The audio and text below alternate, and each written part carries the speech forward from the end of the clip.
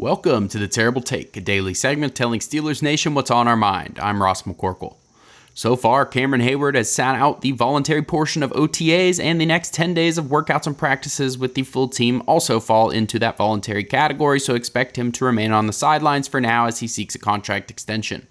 Today, I will make the case for why Heyward should be extended. First, it is important to look at the Steelers' defensive line room and the outlook for the next 2 or 3 seasons. If the Steelers were to move on from Heyward after this season, they are left in a bad position with the room overall. Good free agent defensive linemen with the measurables that the Steelers prefer come very expensive, and not that many of them hit the open market to begin with. Just look at Larry Ogunjobi's 3-year extension last offseason with the Steelers. It didn't make a ton of sense at the time given his production, and it hasn't really worked out that well. Ogunjobi is a cut candidate himself next offseason unless he turns things around this year. So where does that leave you if you cut Heyward? Are you forced to keep overpaying Ogunjobi? Or do you cut bait and try to replace not 1 but 2 starting defensive linemen?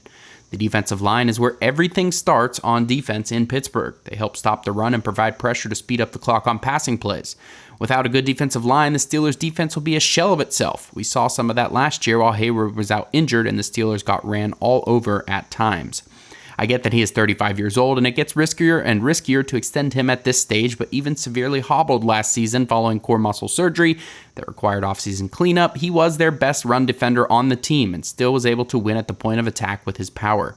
Just the fact that he was able to fight his way back and stay on the field the rest of the season after the core muscle surgery is telling of his mentality and where his body is at.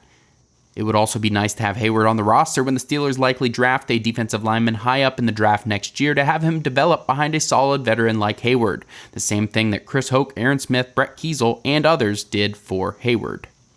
Be sure to follow us at SteelersDepot.com and check out episodes of The Terrible Take every day at 5 p.m. Eastern Time. And check out The Terrible Podcast with Dave Bryan and Alex Kozora every Monday, Wednesday, and Friday.